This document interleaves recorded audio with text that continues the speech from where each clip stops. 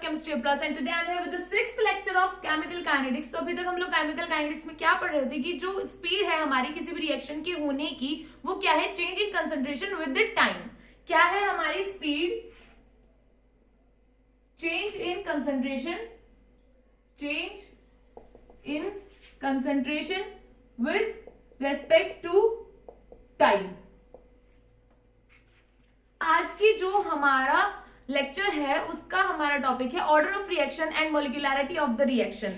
क्या है main topic? Order of the reaction, order of reaction. इससे पहले लेक्चर में भी हम लोग ऑर्डर ऑफ रिएक्शन के बारे में थोड़ा बहुत पढ़ चुके हैं, लेकिन आज हम लोग ऑर्डर ऑफ रिएक्शन को डिटेल स्टडी करेंगे और इसके अलावा मॉलिक्यूलैरिटी ऑफ रिएक्शन। थोड़ा बहुत आइडिया मैंने आप लोगों को उससे पहले लेक्चर में भी दिया था मॉलिक्यूलैरिटी ऑफ रिएक्शन के बारे में, लेकिन आज इसकी प्रॉपर डेफिनेशंस, प्रॉपर्टीज सब कुछ पढ़ेंगे मॉलिक्यूलैरिटी ऑफ द रिएक्शन के बारे में। ओके, तो let's start our today's lecture. तो जैसा कि यहाँ पर लिखा हुआ है, स्पीड क्या है? Change in concentration with respect to time. तो हमने जब देखा था कि factors affecting the rate of reaction, वहां पे हम लोगों ने क्या देखा था कि जो कंसंट्रेशन है वो हमारी रेट ऑफ रिएक्शन को अच्छा खासा अफेक्ट करती है। यानी कि कंसंट्रेशन एक मेजर टर्म है जो हमारी रेट ऑफ रिएक्शन को अफेक्ट करती है। कंसंट्रेशन चेंज करने से हमारे रेट ऑफ रिएक्शन पर बहुत ज्यादा इफेक्ट पड़ता है। तो क्या बताया था? कंसंट्रेशन, जैसे हमारे पास जितनी ज्यादा कंसंट्रेशन होगी हमारा जो रेट ऑफ रिएक्शन है वो उतना ही ज्यादा होगा। क्यों? क्योंकि जितनी ज्यादा कंसंट्रेशन होगी उतनी ज्यादा कोलिजन होगी। आप लोगों को बताया था कि जो हमारी केमिकल काइनेटिक्स है वो कोलिजन थ्योरी पर बेस्ड है। कोलिजन थ्योरी मतलब कि जितने ज्यादा कोलिजन होंगे मॉलिक्यूल्स के आपस में उतने ज्यादा प्रोडक्ट बनेंगे। देखो सारे के सारे जो कोलिजन होते हैं वो प्रोडक्ट्स में कन्वर्ट नहीं होते हैं, कुछ वेस्ट होते हैं और कुछ से प्रोडक्ट बन जाते हैं। जैसे कि हम लोगों ने हमारे पास 100 है, 100 है हमारे पास कोई भी कंसंट्रेशन, और उसमें से जो हमारे पास 100 कोलिजन हो रहे हैं तो उनमें से 10 ही कोलिजन इफेक्टिव होंगे, बाकी सारे कोलिजन जो है वो वेस्ट हो जाने हैं। ऐसे ही अगर हम कंसंट्रेशन इंक्रीज कर देते हैं, यानी कि हमारी जो कंसंट्रेशन है वो हमने 100 से इंक्रीज करके 1000 कर दी, तो हमारे इसमें कोलिजन्स, नंबर ऑफ कोलिजन्स भी इंक्रीज हो गए, और नंबर ऑफ कोलिजन्स इंक्रीज हो गए तो हमारे इफेक्टिव कोलिजन्स के जो आने की, जो हमारे इफेक्टिव कोलिजन्स होने की चांसेस है वो भी इंक्रीज हो गए। तो जितनी ज्यादा कंसंट्रेशन होगी उतना ही ज्यादा हमारा रेट ऑफ रिएक्शन होगा। ये बात हम लोग पढ़ चुके हैं और बहुत अच्छे से समझ चुके हैं। आज हम लोग क्या देखने वाले हैं? Order of reaction. तो ये जो है हमें कंसंट्रेशन हमारे रेट ऑफ रिएक्शन को कैसे अफेक्ट कर रही है, किस ऑर्डर से अफेक्ट कर रही है, वो हमें कैसे पता चलता है? एक्सपेरिमेंटली हम लोग एक्सपेरिमेंट्स करते हैं लैब में, तब हमें पता चलता है कि किस रिएक्टेंट की कंसंट्रेशन में चेंज करने से हमारी रेट ऑफ रिएक्शन इंक्रीज हो रही है और किस रिएक्टेंट की जो कंसंट्रेशन है उसमें चेंज करने में हमारी रेट ऑफ रिएक्शन इंक्रीज नहीं हो रही या फिर अफेक्ट नहीं हो रही है। तो उसी को हम ऑर्डर में लिखेंगे। ऑर्डर हमने क्या लिखा था? लेट्स सपोज हमारे पास ये रिएक्शन है A plus B gives us C plus D। तो हम लोगों ने यहाँ से क्या देखा था कि हम जब ऑर्डर लिख रहे थे या फिर जैसे हम लोगों ने रेट लिखा था, वो हमने, ये क्या है हमारा वेलोसिटी कांस्टेंट और रिएक्टेंट, इसकी पावर में कुछ लिखा था और ऑर्डर को बोल दिया था कि ये जो x प्लस वाई है यही क्या है? हमारी रिएक्शन का टोटल ऑर्डर है।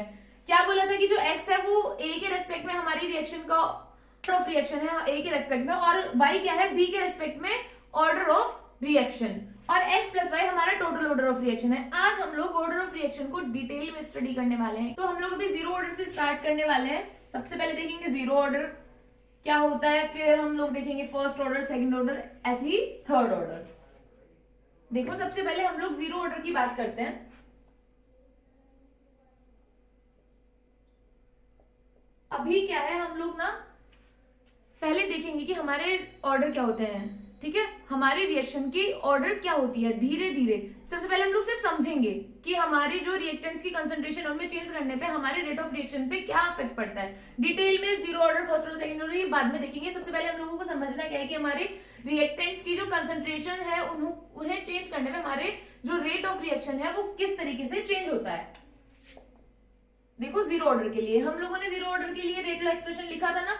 क्या लिखा था कि R इक्वल टू KA की पावर 0, यानी कि हमारा जो first order zero order reaction है उसमें वो किसी भी कंसंट्रेशन, किसी भी रिएक्टेंट की कंसंट्रेशन पर डिपेंड नहीं कर रहा था। यहां से हमें क्या पता है कि किसी भी चीज की पावर 0 होगी तो वो क्या होगी? 1, यानी R इक्वल टू K। अब हम से अगर कोई कहे कि हम यहाँ पर अगर रिएक्टेंट की कंसंट्रेशन चेंज करें, यानी कि हम ए ना लेकर 2A रिएक्टेंट की कंसंट्रेशन ले ले, तो क्या होगा? क्या होगा इस इक्वेशन से देखेंगे, क्या चेंज होगा अगर हमने इसकी कंसंट्रेशन को ए से बढ़ाकर 2A कर दिया, तो क्या होगा? कुछ भी नहीं, क्योंकि हमारे पास यहाँ पर है ही नहीं कंसंट्रेशन की टर्म। हमारे जो जीरो ऑर्डर रिएक्शन है उसको कंसंट्रेशन, जो हमारे रिएक्टेंट की कंसंट्रेशन है वो अफेक्ट ही नहीं करती। फर्स्ट ऑर्डर रिएक्शन के लिए देखेंगे ऐसे ही, फर्स्ट ऑर्डर रिएक्शन के लिए हम लोगों ने रेट एक्सप्रेशन में क्या लिखा था कि फर्स्ट ऑर्डर रिएक्शन के लिए हम लोगों ने क्या देखा था कि जब हमारा जो रेट ऑफ रिएक्शन है वो किसी एक रिएक्टेंट की कंसंट्रेशन पर डिपेंड करे तो हम उसे क्या कहते हैं? First order reaction. क्या लिखा था हमने इसके लिए? R equal to K A की पावर 1। अब अगर इसे हम R1 बोल ले और कहें कि हमें कंसंट्रेशन A से 2A कर देनी है, यानी R2 इक्वल टू के A2 2A, तो हम लोग क्या देखेंगे? अब हम R2 को R1 की टर्म में अगर लिखना चाहें तो R2 equal to power 1 K into 2A, 2 को बाहर ले लिया, R2 equal to 2K A। अब यहां से हम लोग क्या देख पा रहे हैं कि ये वाली जो टर्म है K A क्या है? हमारी R1 के इक्वल है, तो R2 इक्वल टू 2R1। क्या कह रहा है ये एक्सप्रेशन के फर्स्ट ऑर्डर रिएक्शन वो रिएक्शन है जिसमें अगर हम रिएक्टेंट की जो कंसंट्रेशन है उसको डबल कर दें, रिएक्टेंट की जो कंसंट्रेशन है उसको डबल करने पे हमारा जो रेट ऑफ रिएक्शन है वो भी डबल हो जाए, तो वो ऐसी रिएक्शन क्या कहलाएगी? First order reaction. क्या बोला? अगर हमारे रिएक्टेंट की कंसंट्रेशन डबल करने पे हमारा जो रेट ऑफ रिएक्शन है वो डबल हो जाए तो उसे क्या बोलेंगे? First order reaction. ऐसे सेकंड ऑर्डर रिएक्शन के लिए देखेंगे, सेकंड ऑर्डर क्या होता है? क्या लिखा था हम लोगों ने सेकंड ऑर्डर के लिए? R1 equal to K A की पावर 2। यही था ना रेट एक्सप्रेशन जब हमने लास्ट क्लास में पढ़ा था। क्या लिखेंगे? R2, यानी कि अगर हमने कंसंट्रेशन 2A कर दी, R2 इक्वल टू के 4A की पावर 2। अब हम यहां से क्या देख पा रहे हैं कि ये जो के ए की पावर 2 है, यहां से इसकी वैल्यू पुट करेंगे R2 इक्वल टू 4R1। क्या पता चला हमें? यहां से कैसे लिखेंगे डेफिनेशन की सेकंड ऑर्डर रिएक्शन वो रिएक्शन है। सेकंड ऑर्डर क्या है? हम किसी भी रिएक्शन की ऑर्डर को सेकंड ऑर्डर कब बोलेंगे? जब हमारा जो रिएक्टेंट की जो कंसंट्रेशन है उसको डबल करने पे हमारा रेट 4 टाइम्स इंक्रीज हो जाए, यानी कि हमारा सेकंड ऑर्डर रिएक्शन, जब भी कोई पूछेगा कि हमारी इस रिएक्शन का सेकंड ऑर्डर है या नहीं है, तो एक्सपेरिमेंटली पता चलता है हमें, तो हम लोग क्या कहेंगे कि जब हम किसी भी रिएक्शन में जो रिएक्टेंट है उनकी कंसंट्रेशन को डबल कर देते हैं और उसको डबल करने से हमारा जो रेट ऑफ रिएक्शन है वो 4 टाइम्स इंक्रीज हो जाता है, तो वो रिएक्शन सेकंड ऑर्डर शो करेगी। ओके, इसके बाद हम लोग देखेंगे कि थर्ड ऑर्डर रिएक्शन क्या होती है। सिमिलरली थर्ड ऑर्डर के लिए देखेंगे तो क्या लिखा था हमने रेट एक्सप्रेशन में? R equal to K A की पावर 3। R2 क्या लिखेंगे? यानी कि जब हमने कंसंट्रेशन को, यहाँ पर हम लोग क्या कर रहे हैं? कंसंट्रेशन को डबल कर रहे हैं, A से कंसंट्रेशन को 2A में चेंज कर रहे हैं, तो R2 इक्वल टू के 2A की पावर 3 K इंटू 8 A की पावर 3, 2 की पावर 3 यानी कि 8। ये वाली जो टर्म है उसकी वैल्यू यहां से पुट करेंगे तो R2 इक्वल टू 8R1 क्या होगी? इसी वाले की तरह इसकी डेफिनेशन क्या होगी कि थर्ड ऑर्डर, हम किसी भी रिएक्शन का थर्ड ऑर्डर कब बोलेंगे? जब हमारा जो रिएक्टेंट है, किसी भी रिएक्शन में हमारे रिएक्टेंट की जो कंसंट्रेशन है उसको डबल करने पे हमारा जो रेट है वो 8 टाइम्स इंक्रीज हो जाए, तो हम उस रिएक्शन को थर्ड ऑर्डर रिएक्शन बोल देंगे। ओके, अभी हम लोग इस पर बेस्ड कुछ क्वेश्चंस देखेंगे सो दैट कि हमारा जो ऑर्डर है रिएक्शन का वो आप लोगों को अच्छे से क्लियर हो जाए। फिर उसके बाद मॉलिक्यूलैरिटी देखेंगे कि what is the molecularity of reaction. तो देखेंगे हमारे पास ये क्वेश्चन गिवन है और इसमें क्या कहा गया है कि A2 प्लस B2, हमें 2A भी दे रहा है, रेट ऑफ रिएक्शन लिखा हुआ है ये के A2 की पावर A B2 की पावर B, यानी कि यहां पर हमें साफ साफ पता चल रहा है कि ऑर्डर क्या है? A plus B। यहां पर ऑर्डर है हमारा A प्लस B। A क्या है? Order of reaction with respect to A2 and order of reaction with respect to B2 है हमारे पास B। अब हमारे पास यहाँ पर इनिशियल कंसंट्रेशंस दी हुई है, यानी कि 0.2, 0.1, 0.2। यहाँ पर इनिशियल कंसंट्रेशन हमारे पास B2 की है और ये इनिशियल रेट है। हम लोगों से क्या कहा गया है, the order of reaction with respect to A2 and B2, यानी कि हमें A और B की वैल्यू निकालनी है अलग अलग। तो जैसे कि हम लोगों ने भी सीखा, हम लोगों ने क्या सीखा कि अगर हमारी जो हमारी रिएक्शन हो रही है, हमारे जो रिएक्टेंट्स की कंसंट्रेशन है उन्हें में कोई भी चेंज करे और हमारा रेट ऑफ रिएक्शन बिल्कुल भी अफेक्ट ना हो, तो वो रिएक्शन जो है वो फर्स्ट जीरो ऑर्डर रिएक्शन है। अगर फर्स्ट ऑर्डर रिएक्शन है तो हमारा जो कंसंट्रेशन डबल करने पे रेट भी डबल हो जाना है। अगर सेकेंड ऑर्डर रिएक्शन है तो कंसंट्रेशन को डबल करने पे हमारे पास रेट ऑफ रिएक्शन 4 टाइम्स हो जाना है। और अगर थर्ड ऑर्डर रिएक्शन है तो हमारे पास जो कंसंट्रेशन है उसको डबल करने पे जो रेट ऑफ रिएक्शन है वो 8 टाइम्स इंक्रीज हो जाना है। तो क्या देखेंगे अभी, अगर हमने क्वेश्चन किस तरीके से अप्रोच करना है। अगर हम A2 के रेस्पेक्ट में देख रहे हैं तो B2 हमारे पास कांस्टेंट होना चाहिए, और अगर B2 के रेस्पेक्ट में देख रहे हैं तो हमारे पास A2 कांस्टेंट होना चाहिए। यह है इनिशियल रेट। हमें देखना है कि इनिशियल रेट कैसे अफेक्ट हो रहा है इनकी कंसंट्रेशन में चेंज होने पर। तो देखो ये हमारे पास सेम दिख रहा है, लेकिन इनकी कंसंट्रेशन A2 की कंसंट्रेशन चेंज है, यानी कि हमारे पास यहाँ B2 कांस्टेंट है और A2 जो है हमारे रेट को अफेक्ट कर रहा है। देखेंगे यहाँ पे क्या हुआ, जो हमारा A2 की कंसंट्रेशन है वो कितनी हुई, डबल, 2 से मल्टीप्लाई हुई, और यहाँ पर जो हमारा रेट ऑफ रिएक्शन है वो क्या हो गया, डबल। यानी कि हमारी जो कंसंट्रेशन है उसको डबल करने पे हमारा जो रेट ऑफ रिएक्शन है वो डबल हो रहा है। तो यानी हमारे पास A2 क्या है, फर्स्ट ऑर्डर रिएक्शन। अब इसके बाद क्या देखेंगे कि हमारे पास B2 के रेस्पेक्ट में क्या है, रिएक्शन का ऑर्डर B2 के रेस्पेक्ट में क्या है। जैसे हमने A2 के रेस्पेक्ट में देखा ऐसे ही अब देखो ये वाली टर्म और ये वाली टर्म सेम है, यानी कि A2 के लिए ये कांस्टेंट A2 हो गया कांस्टेंट इन दोनों टर्म के लिए, फर्स्ट वाली और थर्ड वाली। इसकी चेंज हो रही है B2 की, क्या हो रही है, डबल, 2 से 4 जा रही है, यानी कि हमारी कंसंट्रेशन डबल हो रही है और जो हमारा रेट ऑफ रिएक्शन है वो भी डबल हो रहा है। तो यानी कि B2 के रेस्पेक्ट में भी हमारा फर्स्ट ऑर्डर रिएक्शन, यानी कि हमारे पास A और B दोनों की वैल्यू 1 है। एक बार क्वेश्चन अच्छे से देख लेंगे। तो नेक्स्ट क्या है हमारे पास question, the rate expression for the reaction A plus B gives us two C rate.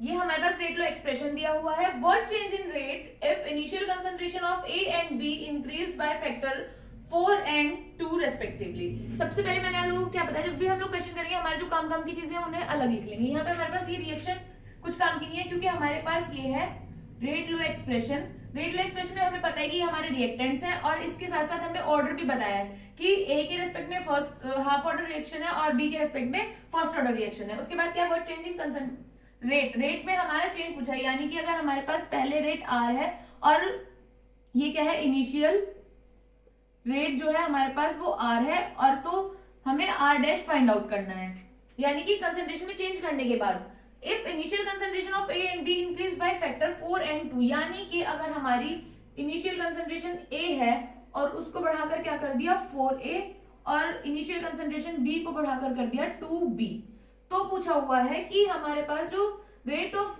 Reaction है उस पर क्या फर्क पड़ेगा। हम लोगों ने रेट लो एक्सप्रेशन देख लिया, अभी हम लोग रेट और ऑर्डर के बारे में पढ़कर आए हैं। देखेंगे कि किस तरीके से हमें क्वेश्चन को सॉल्व करना है। लिखा हुआ है हमारे पास R equal to K A की पावर हाफ B की पावर 1। ये क्या है हमारे पास, इनिशियल रेट। अब हमें कंसंट्रेशन चेंज करनी है तो हमारा रेट भी चेंज हो जाएगा। R dash equal to K, क्या कर दिया हमने, A से 4A की पावर हाफ और ये 2B की पावर 1 करना है। हमने इस इक्वेशन को सोल्व करना है। K 4 की पावर हाफ होगी तो कितना आ गया 2, A अंदर, ये यहाँ पे 2 इंटू B, 2 2 जा 4, 4K A B। अब हमारे पास हाफ, ये जो एक्सप्रेशन है K A की पावर हाफ B, ये हमारे पास R की इक्वल है, तो R dash equal to 4R। यानी हमें यहां से क्या पता चल रहा है कि जो हमारा ये जो इन्होंने चेंज दिया हुआ है कंसंट्रेशंस में, वो उस चेंज के बाद कंसंट्रेशन में, यानी कि A की कंसंट्रेशन को अगर हम 4A में चेंज कर दें और B की कंसंट्रेशन हम इंक्रीज करके 2B कर दें, तो हमारे पास और रेट में 4R का चेंज आएगा। यानी कि अगर हमारे पास इनिशियल रेट R है तो हमारा जो कंसंट्रेशन की चेंज के बाद जो रेट है वो 4R आएगा, यानी कि हमारे पास पहले रेट की जो भी वैल्यू होगी उससे 4 गुना बढ़कर आएगा, 4 टाइम्स इंक्रीज हो जाएगा हमारा रेट।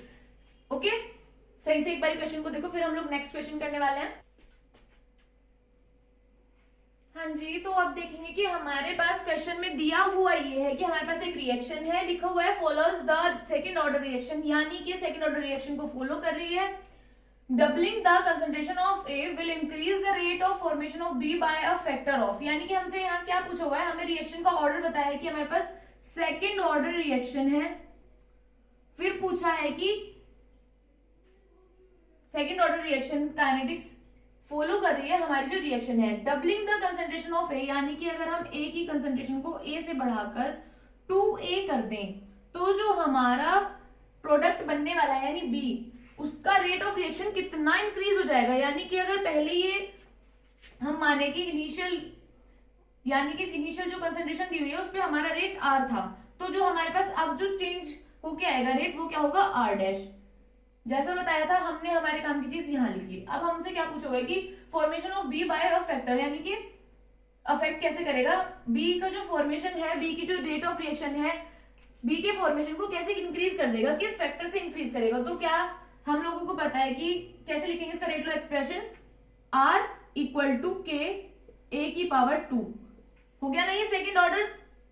अब क्या किया इन्होंने, ए की कंसंट्रेशन को ए से बढ़ाकर 2a कर दिया, तो हमारा रेट जो है वो r डैश हो जाएगा के 2a की power 2, r dash equal to K into 2 टू जा 4a।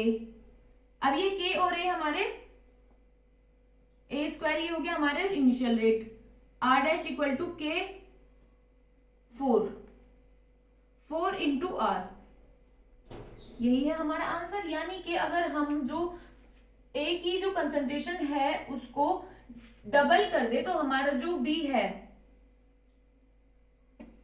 B के जो फॉर्मेशन है, रेट ऑफ रिएक्शन है, जो B के बनने की स्पीड है वो कितनी हो जाएगी, 4 टाइम्स इंक्रीज हो जाएगी। यहां से हमने रेट से पता चला ना हमारा जो पुराना रेट था और जो नया रेट है ना, न्यू वाले में क्या है r dash equal to 4r, यानी कि जो पहले हमारा जो फॉर्मेशन की जो रेट थी, जिस स्पीड से वो बन रहा था, अब उससे 4 टाइम्स इंक्रीज हो जाएगी हमारी स्पीड। देखो इस तरीके के न्यूमेरिकल्स आपसे बहुत पूछे जाते हैं। मैंने आप लोगों को सबसे पहले बताया था क्या कि अगर हम जीरो ऑर्डर में चेंज कर रहे हैं कंसंट्रेशन में तो कोई भी इफेक्ट नहीं होगा। फर्स्ट ऑर्डर को अगर हम कंसंट्रेशन को डबल कर दें तो हमारा जो रेट ऑफ रिएक्शन है वो भी डबल हो जाना है। अगर हम सेकंड ऑर्डर रिएक्शन ले और उसमें हम कंसंट्रेशन को डबल कर दें तो हमारा रेट 4 टाइम्स हो जाना है। अगर हम ऐसे ही थर्ड ऑर्डर रिएक्शन के साथ करें, कंसंट्रेशन को डबल कर दें तो जो हमारा रेट ऑफ रिएक्शन है वो हमारा 8 टाइम्स इंक्रीज हो जाना है।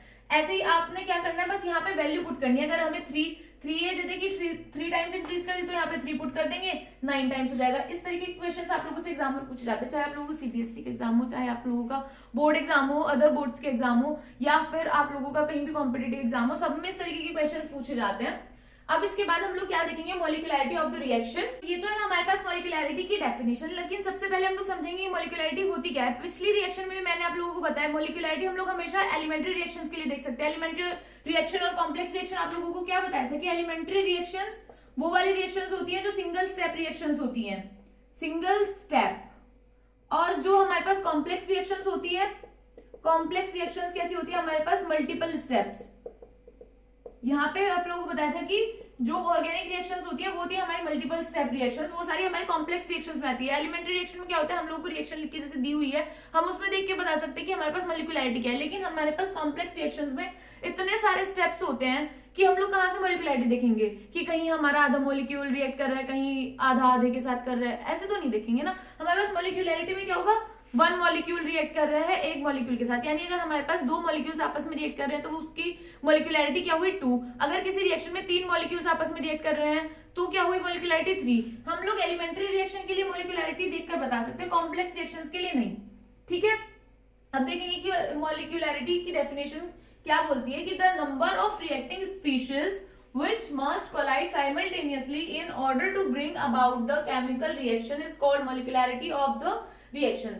आप लोगों से क्या बोल सकते हो, वो लोग कि ना एक क्वेश्चन दे देंगे उसमें आप लोगों से ऑर्डर और मॉलिक्यूलैरिटी दोनों निकलना है, क्योंकि बहुत से लोगों का क्या होता है कि पता नहीं होता मॉलिक्यूलैरिटी और ऑर्डर में क्या डिफरेंस है, हमें मॉलिक्यूलैरिटी कहाँ से देखनी है और हमें ऑर्डर कहाँ से देखना है, तो वो मिस्टेक हो जाती है। और इसके अलावा ये डेफिनेशन आ सकती है एग्जाम में लिखने के लिए, आप लोग ये डेफिनेशन नोट कर लेंगे। क्या बोलती है हमारे पास definition, the number of reacting species which must collide simultaneously in order to bring about the chemical reaction, यानी कि the number of reacting species, वो species, वो collisions जो हमारे प्रोडक्ट में चेंज हो रहे हैं, यहाँ लिखा हुआ है collide simultaneously, यानी कि एक साथ कोलाइड करते हैं, एक साथ टकराव होता है in order to bring about the chemical reaction, chemical reaction कराने के लिए, is called molecularity of the reaction. यानी कि जितने भी हमारे पास कोलिजन, एक कोलिजन हुआ मान लो हमारा 3 मॉलिक्यूल्स का और उसने हमें एक प्रोडक्ट दे दिया, तो वो उसकी मॉलिक्यूलैरिटी क्या हुई 3। बस ये एग्जांपल है NH4NO2, क्या दे रहा है हमें N2 +